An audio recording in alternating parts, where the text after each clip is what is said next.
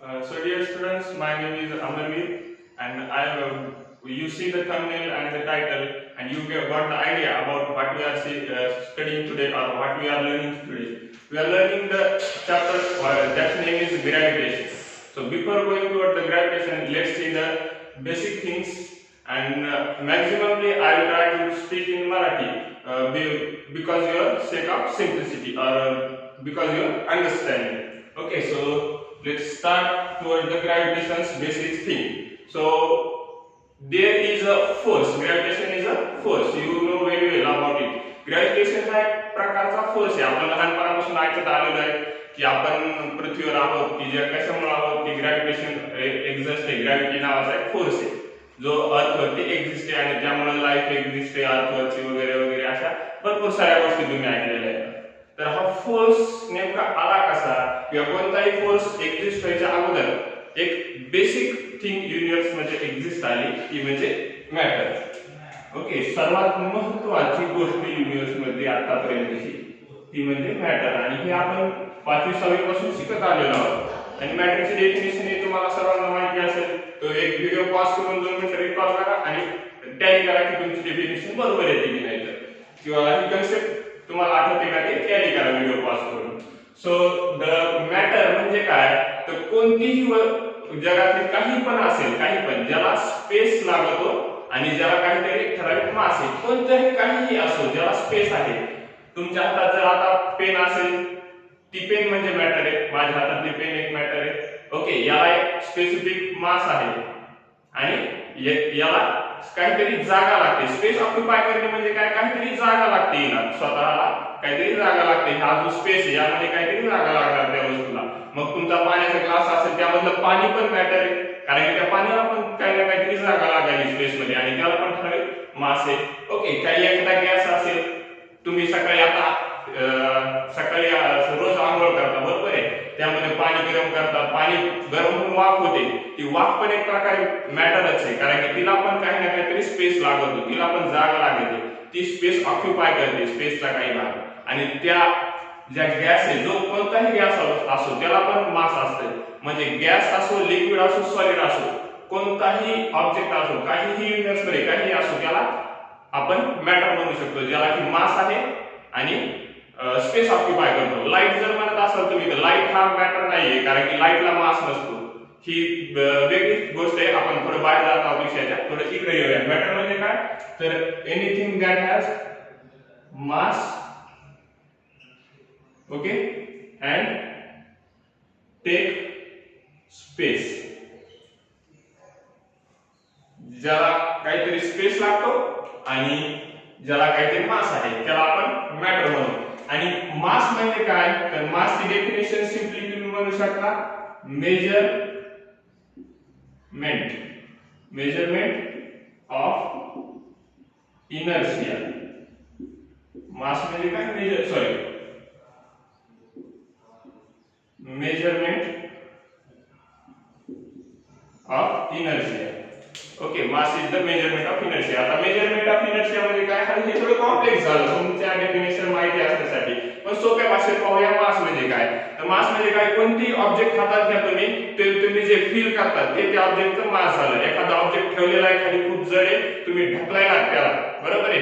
ते जे तुम्हाला ढकलण्यापासून अपोज करायला बरोबर आहे म्हणजे ती गोष्ट उचलण्यापासून अपोज करायला किंवा तुम्ही एखादी बॅग उचलता सुटकेस आई म्हणजे मला गावाला जायचं सुटकेस गाडीपर्यंत घेऊन जा ते सुटकेस उचलताना जे तुम्हाला फील होईल ते म्हणजे त्या ऑब्जेक्टचं मास झालं. Okay, so you get very well about mass. तुम्हाला वाटत असेल वेट ही गोष्ट वेगळी ते आपण पाहणार आहोत. वेट म्हणजे काय पण ते ऍक्च्युअली मास असते. तुम्हाला जे फील होतं ते मास असते ते वेट नाहीये. ओके, सो तुम्ही जे गोष्ट उचलण्याचा प्रयत्न करता जे गोष्ट ढकलण्याचा प्रयत्न करता त्याला जे अपोज करतं ते म्हणजे मास. विरोध करतं त्या गोष्टीला ते म्हणजे मास आणि त्याला आपण एक प्रकारे इनर्शिया पण म्हणू शकतो. इनर्शिया आणि मास जवळपास सारख्या गोष्टी येतात. तर हे आपल्याला पाहायचंय समोर. इकडे इतक्याला आता जायचं नाहीये. तर सर्वात बेसिक थिंग आपण पाहिजे मॅटर म्हणजे काय मास ज्याला आहे आणि जे स्पेस ऑक्युपाय करतं ते झालं मॅटर. आता प्रत्येक ऑब्जेक्ट हा मॅटर पासून बनलेला आहे. ओके, तर मॅटर पासून बनलेला आहे. काय बनलेला आहे मॅटर पासून ऑब्जेक्ट. ओके, मॅटर पासून क्रिएट झाला ऑब्जेक्ट.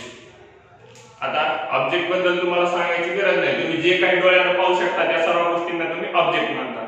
डोळ्याने पाहू शकणाऱ्या आणि हाताने फील करू शकणाऱ्या गोष्टी, anything that can be seen. Okay, that can be seen and feel is called as the object. जे काही तुम्ही पाहू शकता किंवा फील करू शकता किंवा त्याला टच करू शकता त्याला काय म्हणता येईल, आपल्याला ऑब्जेक्ट म्हणता येईल. आता हे झाल्या बेसिक गोष्टी याच्यावर. आता आपल्याला पाहिजे ग्रॅव्हिटेशन. मी तुम्हाला सुरुवातीला सांगितलं होतं की ग्रॅव्हिटेशन म्हणजे एक प्रकारचा फोर्स आहे. Gravitation is nothing but a type of force. So what is force? Force we are studied from the standard 5th and from the standard 6th. That force is nothing but the push or pull to the object. Okay. Force म्हणजे काय की एक प्रकारचा push असेल किंवा पुल असेल कोणत्याही ऑब्जेक्टचा. ही basic definition आपण पाहिलेली आहे फोर्सची.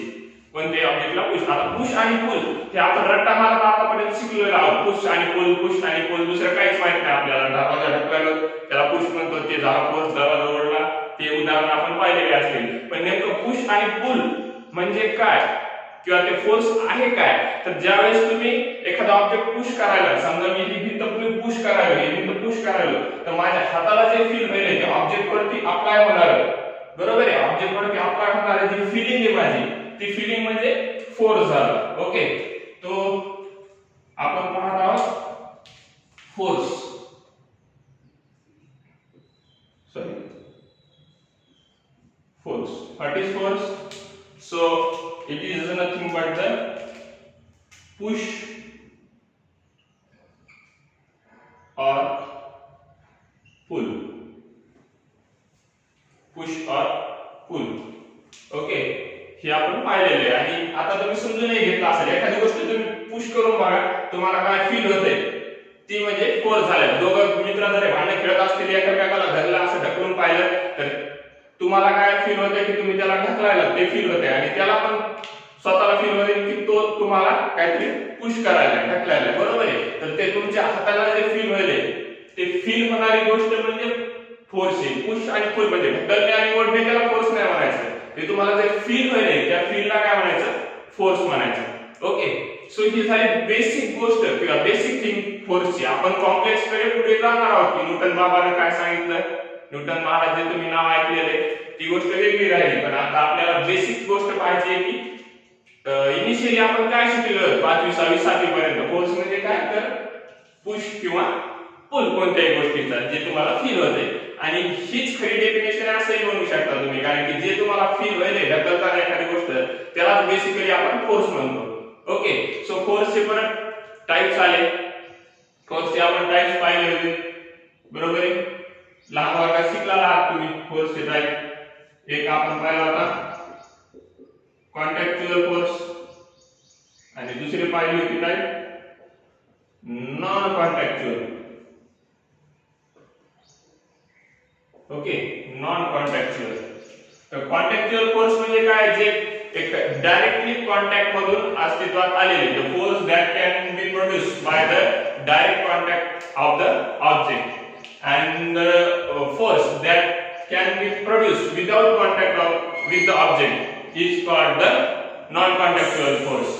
Contactual force म्हणजे काय की एखादा ऑब्जेक्ट वरती फोर्स अप्लाय करण्यासाठी, फोर्स म्हणजे आपण आताच पाहिले जो फील आहे आपल्याला, जो फोर्स एखादी ऑब्जेक्ट उचलण्यासाठी, ढकलण्यासाठी, पुश करण्यासाठी किंवा पुल करण्यासाठी जे फील येणार आहे तो फील म्हणजे आपण पाहिलं फोर्स आहे म्हणून. बरोबर आहे. तर तो फील कसा येणार, तर एक तर दोन प्रकारे, कॉन्टॅक्ट मधून आणि विदाउट कॉन्टॅक्ट मधून. बरोबर आहे. अप्लाइड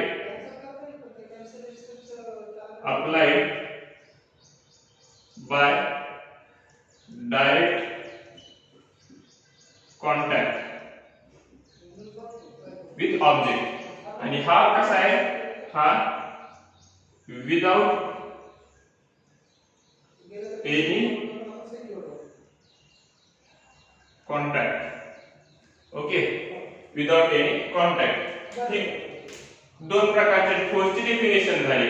मग आता हा पेन उचलायला मला याला कॉन्टॅक्ट करावा लागेल. कारण तुम्ही पाहता लहानपणीपासून मालिका शक्तिमान ज्युनियर जी, तशा मालिकातून काही येणार आहे का मला असं केलं की ते कॅमेरा माझ्याकडे येणार, हे पेनला असं केलं की माझ्या हातात पेन चमत्कार प्रकट झाला, असं काय होणार आहे का? नाही, बरोबर आहे. किंवा तुम्ही काहीतरी आता आईला पाणी मागितलं, आईने अभ्यास करायला मला पाणी दे, आईने पाणी नाही दिलं की तुम्ही असं काहीतरी डोळ्याला मंत्र बोलला, असं हात केला की ते ऑब्जेक्ट तुमच्याकडे येणार, असं पॉसिबल आहे का? नाही. ते ऑब्जेक्ट तुम्हाला उचलण्यासाठी किंवा त्या ऑब्जेक्टला तुमच्यापर्यंत आणण्यासाठी किंवा त्या ऑब्जेक्टला तिथून मूव्ह करण्यासाठी काय लागणार आहे? कॉन्टॅक्ट करावा लागणार आहे, बरोबर आहे. तर तसल्या प्रकारचा फोर्स कोणताही जो फक्त कॉन्टॅक्ट मधून अप्लाय होतो त्याला काय म्हणणार? कॉन्टॅक्च्युअल फोर्स. आणि नॉन कॉन्टॅक्च्युअल म्हणजे काय?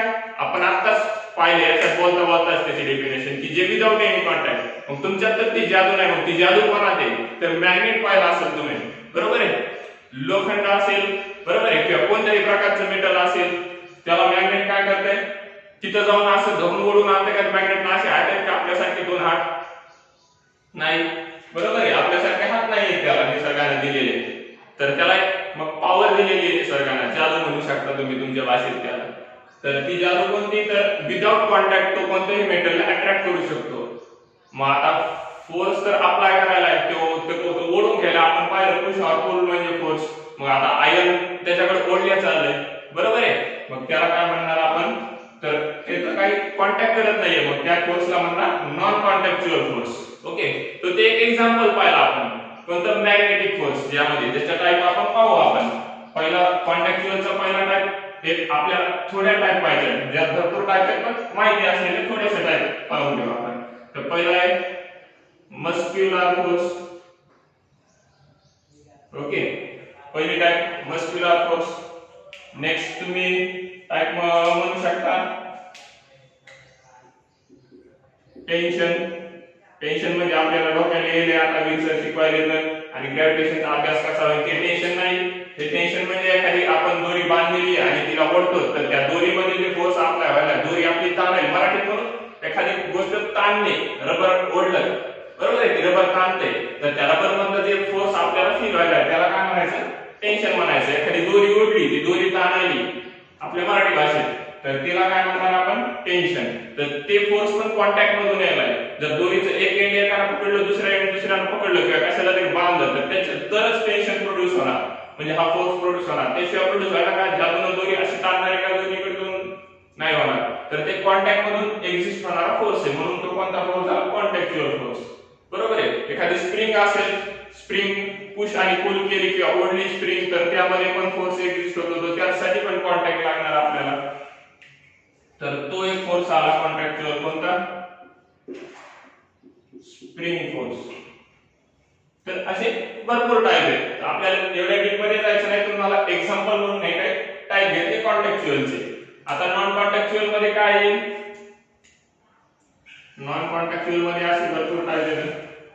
तर पहिला टाईप आपण आताच पाहिला, मॅग्नेटिक फोर्स.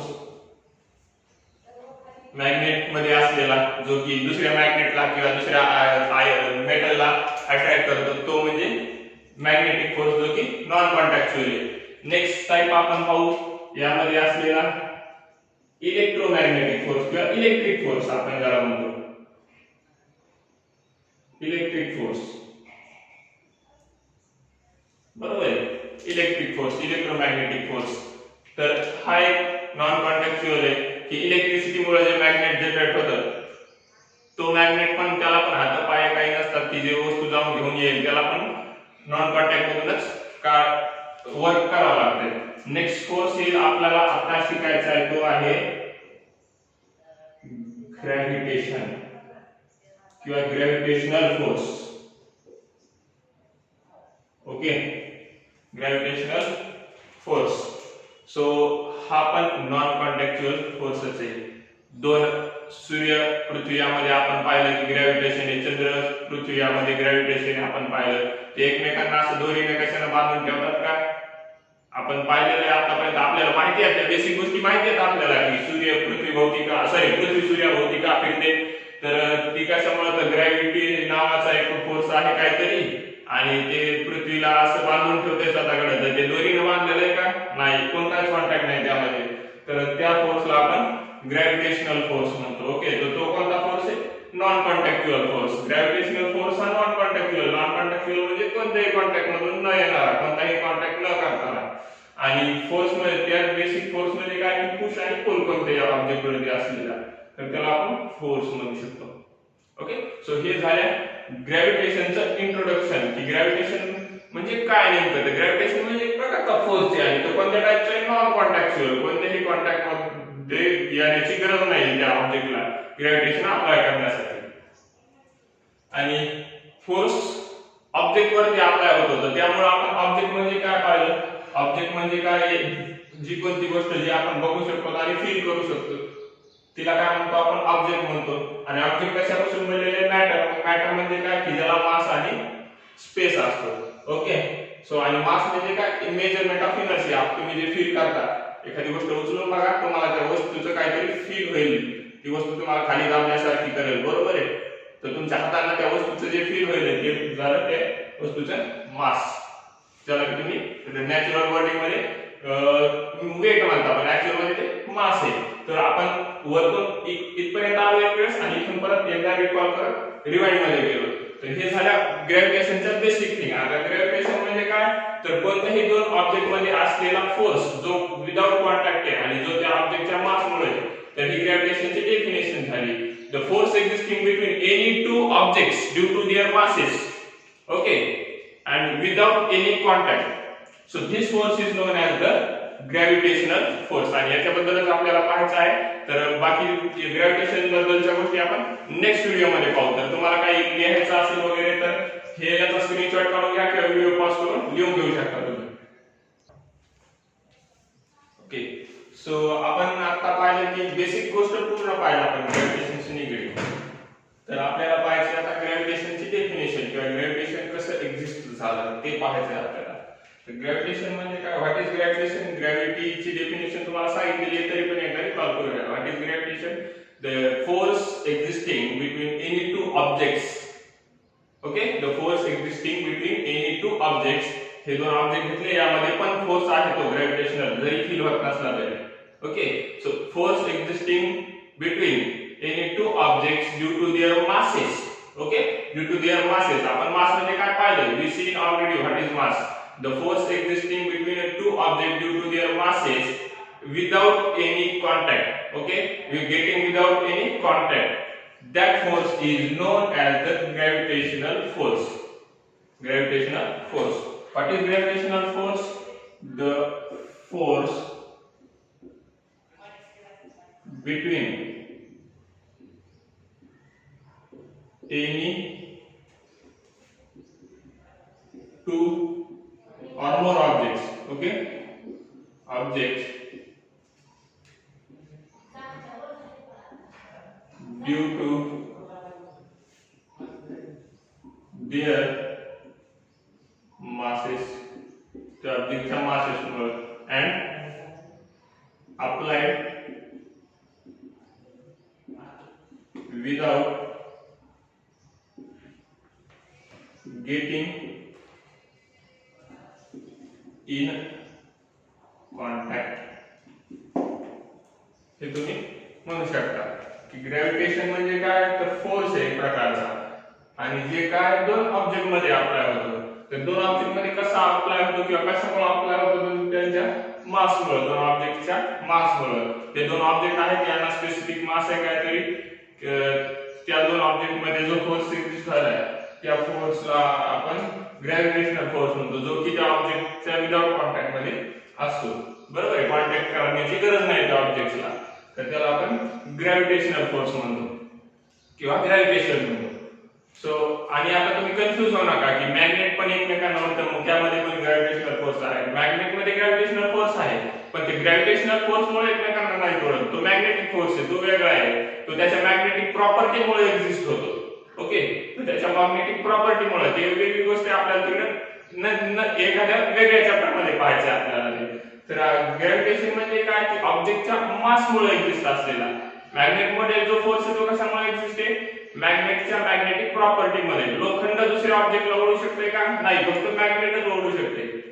ते ज्या मटेरियल पासून बनलेले आहे त्यामध्ये अशा काही प्रॉपर्टी असतात की जो मेटलला अट्रॅक्ट करू शकतो, त्याला आपण मॅग्नेटिक प्रॉपर्टीज म्हणतो, आणि तो मॅग्नेटिक फोर्स झाला. पण हा जो फोर्स आहे हा पण विदाउट कॉन्टॅक्ट आहे, पण हा कशामुळे, तर त्या ऑब्जेक्टच्या मासमुळे आहे तो फोर्स अवेलेबल.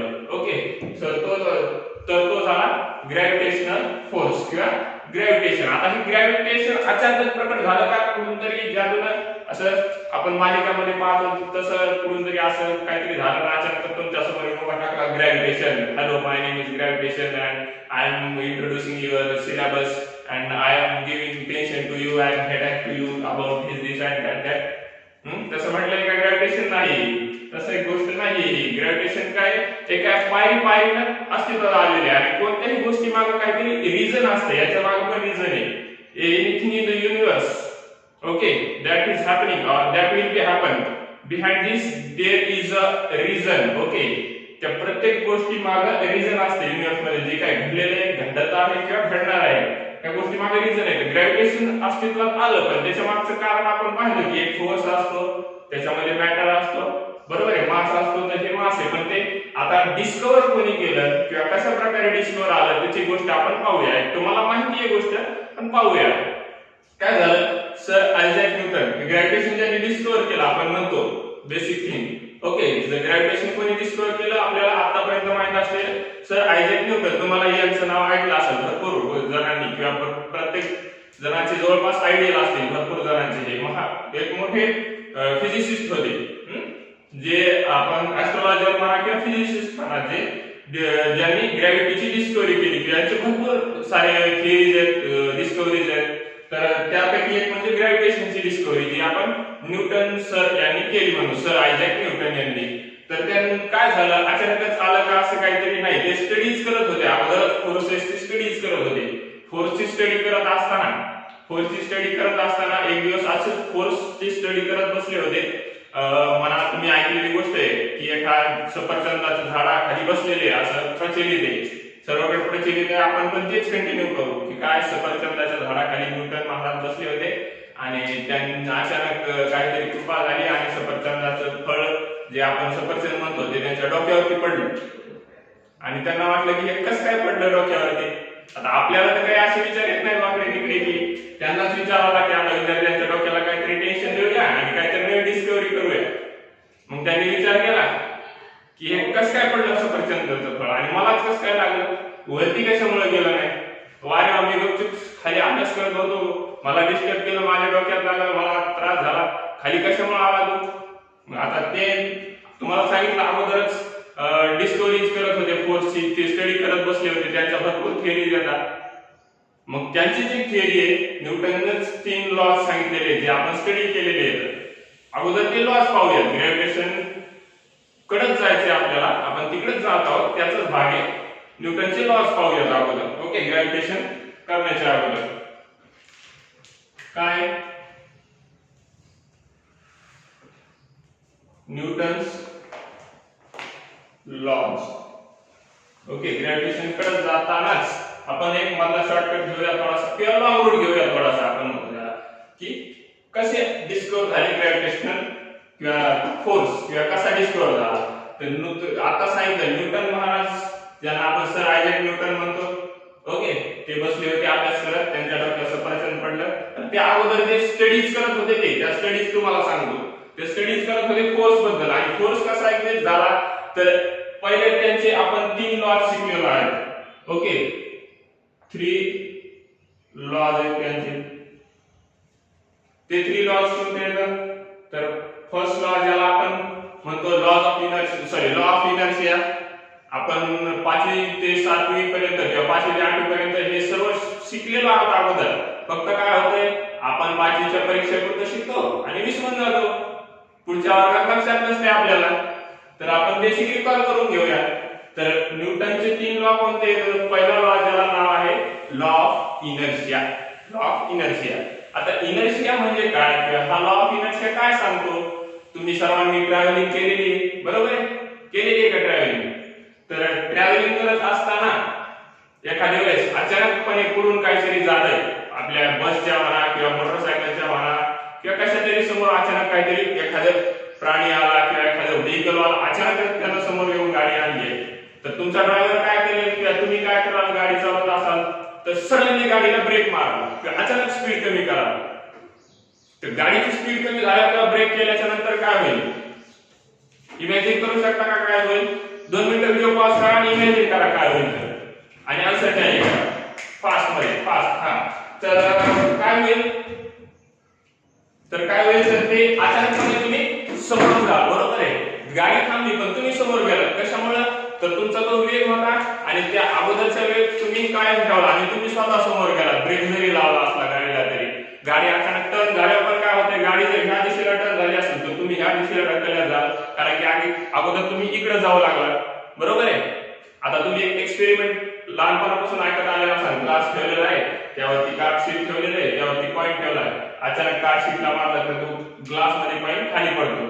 तो कशामुळे पडतो? तर तो पडतो इनर्शियामुळे. इनर्शिया म्हणजे आपण पाहिलं होतं इथं, mass measure of the inertia. Inertia म्हणजे काय? की ऑब्जेक्ट जो आहे तो अगोदरच्या पोझिशन मध्ये राहण्याचा प्रयत्न करतो, त्याला काय म्हणायचं? इनर्शिया. आता आपण समोर कशामुळे गेलो? तर आपण अगोदर समोर जाऊ लागलो, मोशन मध्ये होतो, बरोबर आहे. अचानक ब्रेक दाबलं तरी पण आपण समोर गेलो. तर कधी कशामुळे गेलो? तर त्या इनर्शियामुळे गेलो. ती प्रॉपर्टी ऑब्जेक्टची, की जो फील आहे काय करतो? तो स्वतःला समोर ठेवण्याचा प्रयत्न करतो, बरोबर आहे. ती ऍक्टिव्हिटी जी आहे ती मोशन मध्ये असलेल्या ऑब्जेक्टला मोशन मध्येच ठेवते. आपण अगोदर मोशन मध्ये होतो, गाडीला ब्रेक मारला तरी आपण थोडं समोर गेलो आणि मग ते फोर्स आपल्यावर इफेक्ट झाला आणि आपण थांबलो. म्हणजे फोर्सला इफेक्ट होण्यासाठी थोडा टाइम लागायला. तो कशामुळे लागायला? इनर्शियामुळे. तो झाला न्यूटनचा फर्स्ट लॉ, की कोणताही ऑब्जेक्ट कधीपर्यंत त्याच्या ओरिजिनल स्टेट मध्ये राहतो? जोपर्यंत एखादा एक्सटर्नल फोर्स त्यावरती अप्लाय होत नाही. फर्स्ट लॉ काय आहे? फर्स्ट लॉ, तर ते आपण म्हणू शकतो टेंडन्सी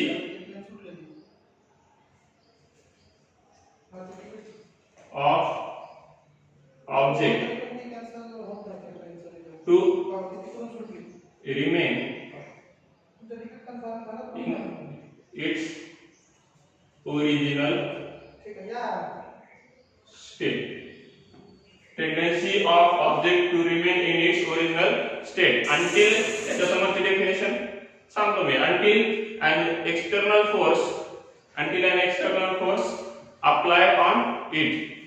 बरोबर आहे. म्हणजे जोपर्यंत एक्सटर्नल फोर्स अप्लाय झाला तोपर्यंत ऑब्जेक्ट काय झाला?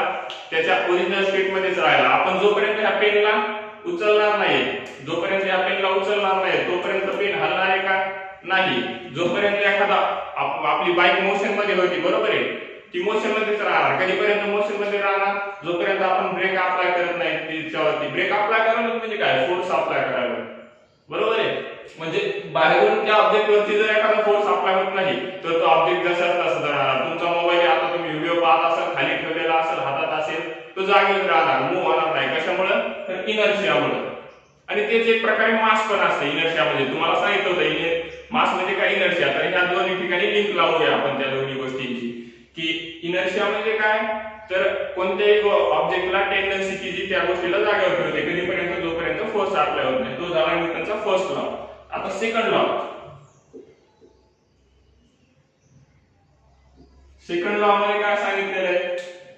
सेकंड लॉ मध्ये ज्याला आपण लॉ ऑफ मोशन पण म्हणतो, ओके, लॉ ऑफ मोशन, तर त्यामध्ये सांगितलेलं आहे the change in momentum of the object. Law of momentum पण त्याला दुसरं नाव आहे. Change in momentum of the object with respect to time is directly proportional to the force. कोणत्याही ऑब्जेक्टचं मोमेंटम हे त्याला मॅथमॅटिकली अशा प्रकारे एक्सप्लेन केल्या जाते. dt म्हणजे काय होईल? p2 t1. p म्हणजे मोमेंटम कोणत्याही ऑब्जेक्टचं, okay. Changing momentum with respect to time. जसा टाइम चेंज होईल तसा मोमेंटम चेंज होणार. तर ते कशाला? प्रोपोर्शनली फोर्सला. म्हणजे काय? जेवढ्या अमाउंट मध्ये तुम्ही फोर्स अप्लाय कराल, ओके, जेवढ्या अमाउंट मध्ये तुम्ही फोर्स अप्लाय कराल तेवढ्याच अमाउंट मध्ये तुमचं मोमेंटम चेंज होणार. मोमेंटम म्हणजे काय? तर तुमच्या मास वरती जी व्हेलॉसिटी अप्लाय झालेली आहे ती व्हेलॉसिटी कधीपर्यंत कंटिन्यू राहणार? जोपर्यंत तुम्ही एखादा एक्सटर्नल फोर्स अप्लाय करत नाही. आणि जेवढ्या अमाउंट मध्ये एक्सटर्नल फोर्स अप्लाय करतात तेवढ्या अमाउंट मध्ये त्या मासची व्हेलॉसिटी इन्क्रीज होईल. त्यालाच आपण चेंज इन मोमेंटम म्हणू, okay. So this is the change in momentum and that is proportional to the force. So what is that statement? The change in momentum of the object is directly proportional to the applied force. This is the statement of the second law. Okay, now let's go towards the Third law, or this law is also known as, second law is also known as conservation law, conservation of momentum. So that is derived in this law. We are going to study in detail further next time. Okay, so third law.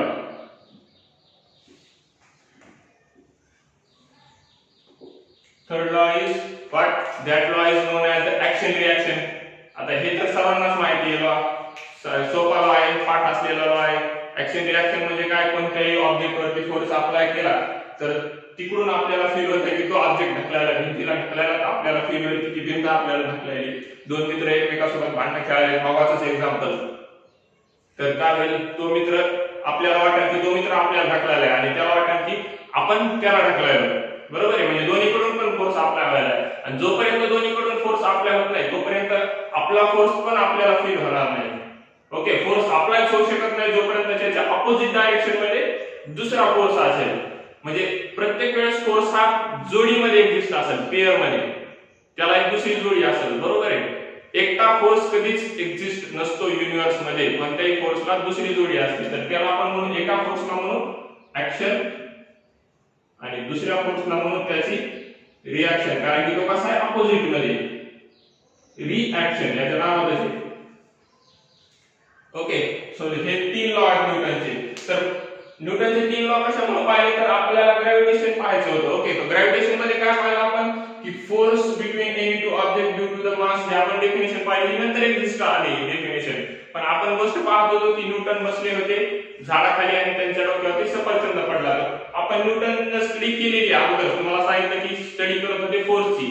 तर त्यामध्ये अगोदर त्यांनीच सांगून ठेवलेलं होतं की काय, की कोणताही ऑब्जेक्ट कधीपर्यंत त्याची पोझिशन चेंज करत नाही. फर्स्ट लॉ आठवा, आता मी सांगितलेलं, आता सांगितलेलं आहे. फर्स्ट लॉ काय आहे? की जोपर्यंत एखादा एक्सटर्नल फोर्स त्यावरती अप्लाय होत नाही.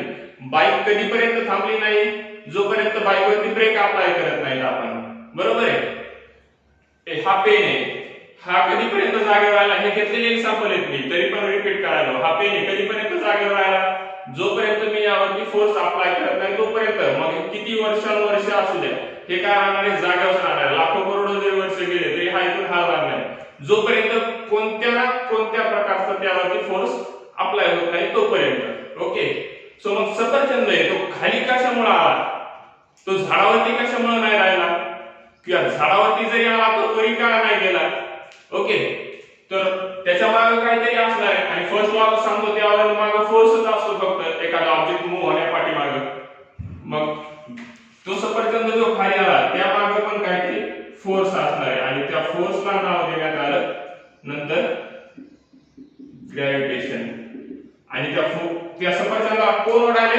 तर अर्थ ओढाले. कारण की ते सफरचंद आपल्याकडे आलं का? आपल्याला खायची इच्छा झाली, सफरचंद हातात येऊन पडलं, असं झालं का? नाही, ते कुठं आलं? झाडावर तुटलं आणि सरळ अर्थकडे आलं. कोणत्या ऑब्जेक्ट? तुम्ही एखादा बॉल घ्या, हातातून सोडून द्या, कुठं जाणार? अर्थकडे जाणार. तुम्ही वर उडी मारा, खाली कुठे वरील जातात का? चंद्राकडे? नाही, तुम्ही परत अर्थकडे येतात. बरोबर आहे? सो हा फोर्स जो आहे तो प्रत्येक वेळेस अर्थच्या डायरेक्शन मध्ये ऍक्ट व्हायला. ही जर अर्थ असेल, ओके, ही जर अर्थ असेल तर हा फोर्स प्रत्येक वेळेस अर्थच्या डायरेक्शन मध्ये ऍक्ट होतो. कुठून जरी अप्लाय केला तरी हा प्रत्येक वेळेस अर्थच्या डायरेक्शन मध्ये, अर्थच्या सेंटरच्या डायरेक्शन मध्ये अप्लाय होतो. तर हा अर्थमुळे एक्झिस्ट होणारा फोर्स आहे आपल्या सुरुवातीच्या स्टडीज साठी. अर्थमुळे एक्झिस्ट होणारा फोर्स आहे जो की ऑब्जेक्ट वरती अप्लाय व्हायला आहे. मग त्याला आपण ग्रॅव्हिटेशनल फोर्स म्हणतात. अशी झाली डिस्कवरी ग्रॅव्हिटेशनल फोर्सची. ओके, किंवा ग्रॅव्हिटेशनची. की अगोदर त्यांनी तीन लॉज अगोदरच स्टडी केलेले होते. की तीन लॉज काय सांगितले त्या तीन लॉज? की पहिला लॉ सांगू लागला tendency to remain in original state. म्हणजे काय? जोपर्यंत फोर्स अप्लाय करत नाही तोपर्यंत ऑब्जेक्ट मूव्ह होणार नाही. सफरचंद खाली आला त्याच्या मागचं कारण त्यावरती फोर्स अप्लाय झाला, पण त्याला तर कोणी टच केलं नव्हतं. बरोबर आहे? टच कोणीच केलं नव्हतं तरी खाली पडला. मग त्याच्या मागचं कारण म्हणजे तो फोर्स होता अर्थ अप्लाय केलेला आणि त्या फोर्सला नाव देण्यात आलं gravitational force. Okay, so this is about the gravitational force. What is gravitational force? The force between any two objects due to their masses and applied due to their masses and applied without getting any contact. तर सफरचंदाला अर्थ काय? हात लावला नाही, मोडून घेतलं नाही, मला खायची इच्छा झाली आहे माझ्याकडे, ते त्याच्या ग्रॅव्हिटीमुळे खाली आले. बरोबर आहे? तर ते झाला ग्रॅव्हिटेशनल फोर्स. आता ग्रॅव्हिटेशनल फोर्स आपण पाहिलं, फोर्समुळे ऑब्जेक्ट अर्थकडे यायला, ग्रॅव्हिटेशनल फोर्समुळे सफरचंद खाली आला. मग न्यूटननं असा विचार केला, आता याच्यासमोर पण काहीतरी विचार करावा लागेल, कारण की बाकी ऑब्झर्वेशन्स पण होते. मग सफरचंद खाली आलं, एखादा बॉल सोडून दिला तोही खाली आला, त्यांनी हातातला पेन सोडून दिला तोही खाली आला, जे ज्यावरती स्टडी करू लागले, बुक असेल नोटबुक असेल ते सोडून दिलं तेही खाली आलं, उडी मारून पाहिली तेही खाली आली, वरी नाही गेली. मग ह्या सर्व गोष्टी अर्थकडे यायला. मग आपण वरी जर पाहिलं, सूर्य असेल किंवा चंद्र असेल, बरोबर आहे, रोज सकाळी उगवतो पुन्हा मावळतो, पुन्हा उगवतो पुन्हा मावळतो, बरोबर आहे. तर हे जे तो उगवायला मावळायला तो सरळ का निघून जात नाहीये वरतीच? चंद्र इकडून जर आला तो सरळ वरी का जात नाही? वरी वरी वरी वरी वरी गेला, गायब झाला, असं का होत नाही? किंवा चंद्र आला आणि खाली का आढळला नाही अर्थकडं? तर याच्या मागचं कारण काय आहे? सफरचंद जर अर्थकडे येईल, आपण पाहिलं की ग्रॅव्हिटेशनल फोर्स वाढायला ऑब्जेक्टला, याच्या मागचं कारण काय आहे? त्याच्या मागचं कारण आहे की मोशन. त्याच्या मागचं रिझन आहे मोशन ऑफ एन ऑब्जेक्ट. आपण परत एकदा इनर्शियालाच लिहिणार आहोत. कधीपर्यंत ऑब्जेक्ट मोशन मध्ये राहणार? जोपर्यंत फोर्स अप्लाय होत नाही. आणि हे मोशन कोणते? Circular motion. मोशनचे टाइप पाहिले आहेत आपण. पहिला टाइप आहे लिनियर मोशन, दुसरा टाइप आहे नॉन लिनियर मोशन. ओके, आपण पाहिलं की चंद्र खाली कशामुळे येत नाही? प्रश्न पडायला पाहिजे, तुम्हाला पण प्रश्न पडायला पाहिजे. सफरचंद खाली येत नाही, चंद्र कशामुळे खाली येत नाही? ओके, किंवा सूर्य कशामुळे खाली येत नाही? रोज सकाळी उगवतो सूर्य, सायंकाळी मावळतो, किंवा चंद्र उगवतो सायंकाळी सकाळी मावळतो, असं कशामुळे होतंय? वरीच का निघून जात नाही किंवा खाली का येत नाहीये? तर त्याच्या मागचं कारण आहे की मोशन ऑब्जेक्टचं. मग आता चंद्राचं किंवा पृथ्वीचं ते पाहायचं आपल्याला कारण कसं आहे. ओके, कारण कसं आहे आपल्याला पाहायचंय. तर मोशनचे सुरुवातीला टाइप माहित पाहिजे, किंवा मोशन म्हणजे काय माहित पाहिजे आपल्याला. तर मोशन म्हणजे काय? कंटिन्युअस डिस्प्लेसमेंट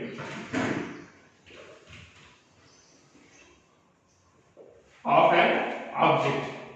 कंटिन्युअस डिस्प्लेसमेंट, मी डिस्प्लेस झालो, इथं थांबलो, आता मी मोशन मध्ये आहे का? डिस्प्लेस जरी झालो, पण जोपर्यंत कंटिन्यू डिस्प्लेस होत होतो तोपर्यंत मी कसं होतो? मोशन मध्ये. म्हणजे डिस्प्लेसमेंट म्हणजे काय? माझी जागा बदलत राहिली, एका ठिकाणाहून दुसऱ्या ठिकाणी माझं ठिकाण बदलत राहिलं, त्याला डिस्प्लेसमेंट म्हणून. आणि जोपर्यंत कंटिन्यू आहे तोपर्यंत असं म्हणताय की मी काय? मोशन मध्ये.